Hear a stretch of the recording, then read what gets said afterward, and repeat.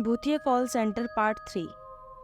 तो जैसे कि हम इस कहानी के 2 पार्ट पहले ही पूरे कर चुके हैं, आज हम तीसरे पार्ट से जारी रखते हैं। इतना सब कुछ होने के बाद कुछ माता पिता ने अपने बच्चों को उस कॉल सेंटर में जाने से मना कर दिया। कुछ बच्चे डर के मारे अपने आप कॉल सेंटर जाना बंद कर देते हैं।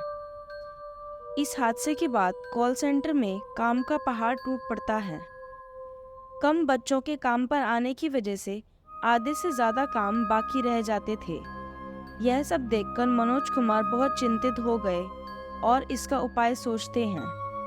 काफ़ी सोचने के बाद उन्होंने यह निर्णय लिया कि वो दूसरे राज्य के युवक युवतियों को काम करने के लिए लाएंगे। उन्होंने अपने कुछ संपर्क के जरिए यह संदेश दूसरे राज्यों तक पहुंचाया और साथ में यह संदेश भी दिया कि उनकी तनख्वाह के अलावा भी एक्स्ट्रा 6,000 रुपये दिए जाएंगे। काफ़ी युवक युवतियां काम की तलाश में थे और ऐसा सुनहरा मौका अपने हाथ से कैसे गंवा सकते थे। इसलिए वह अपने राज्य से इस राज्य में आने के लिए तैयार हुए। उनकी इंटरव्यू की तारीख तय की गई और उस दिन इस राज्य में उपस्थित हुए। सबने अच्छे से इंटरव्यू दिया। सबको अपनी अपनी काबिलियत के मुताबिक अलग अलग प्रोसेस में काम दिया गया। बाहर से आए हुए सारे युवक युवतियां इस कॉल सेंटर के रहस्य से अनजान थे। वे नहीं जानते थे कि इस कॉल सेंटर पर कोई काला साया मंडरा रहा है। एक दिन की बात है, फूड ऑर्डर प्रोसेस में रात की शिफ्ट में 10 युवक कॉल ले रहे थे। उसमें से 7 बाहर से आए हुए थे और 3 इसी राज्य के थे। कॉल्स खत्म होने के बाद जब थोड़ा समय मिला तो उन तीनों में से किसी एक ने उनको कुछ बातें बताई।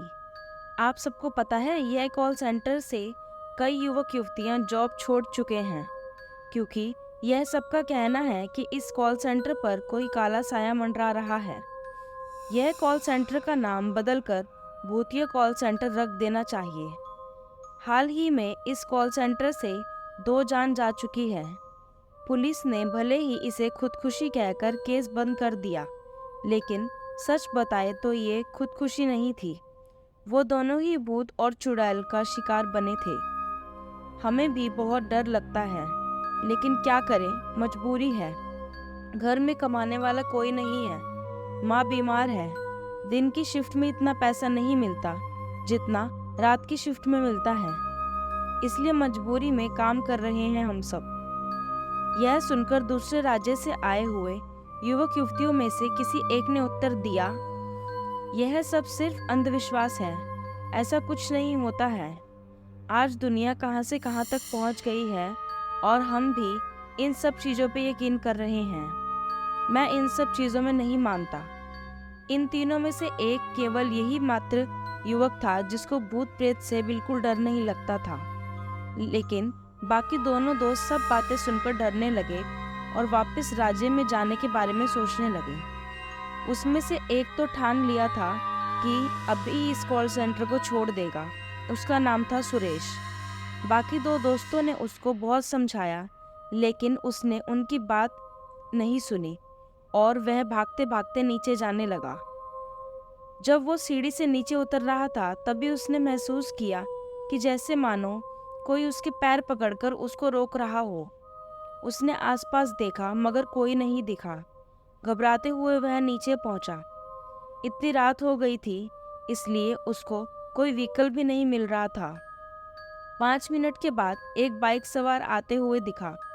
बाइक सवार उसको देखकर रुक गया और पूछा, आपको कहाँ जाना है भाई?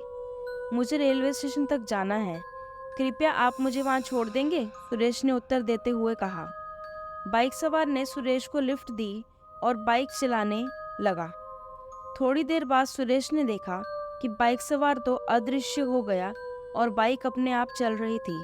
सुरेश बहुत डर गया और जोर जोर से चिल्लाने लगा, बाइक रोको, कोई मुझे बचाओ बचाओ। थोड़ी देर बाद एक घटादार पेड़ के नीचे आकर बाइक रुक गई। सुरेश जैसे ही बाइक से नीचे उतरा, तुरंत उसे अजीब अजीब आवाज़ें सुनाई देने लगी। सुरेश ने महसूस किया कि कोई शक्ति उसके ऊपर उठाने की कोशिश कर रही है और जोर से खींच रही है। सुरेश इतना डर गया था कि उसकी आवाज़ भी रुक गई थी। सुरेश डर के मारे कांपने लगा और पूरी तरह घबरा गया। उसने अपने आसपास देखा तो वहाँ पे कोई नहीं था, बस चारों ओर अंधेरा ही अंधेरा छाया हुआ था। सुरेश को उस बुरी शक्ति ने उठाया, फिर जोर से नीचे फेंक दिया। जब उसने अपनी आंखें ऊपर की तो उसने क्या देखा, पेड़ के ऊपर की डाली से एक चुड़ैल उल्टी लटकती हुई दिखाई दी और उसके दोनों हाथों के नाखून रंगे हुए थे। चुड़ैल ने दोनों हाथों से सुरेश का गला पकड़ा और उसको पेड़ के ऊपर ले गई। पेड़ की एक डाली पर उसको बिठाकर फिर वो वापस गायब हो गई।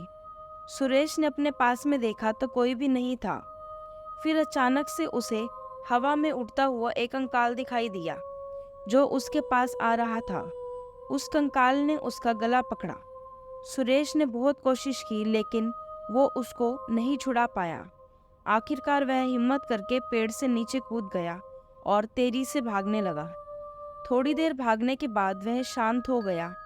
आसपास में कोई भी नहीं था, ऐसा उसको एहसास हुआ। वह मन ही मन चैन की सांस ले रहा था, लेकिन शायद उसकी यह सांस ज़्यादा देर तक नहीं चलने वाली थी। आज की कहानी में बस इतना ही। इस भूतिया कॉल सेंटर के आखिरी पार्ट के लिए कल तक का इंतज़ार करें।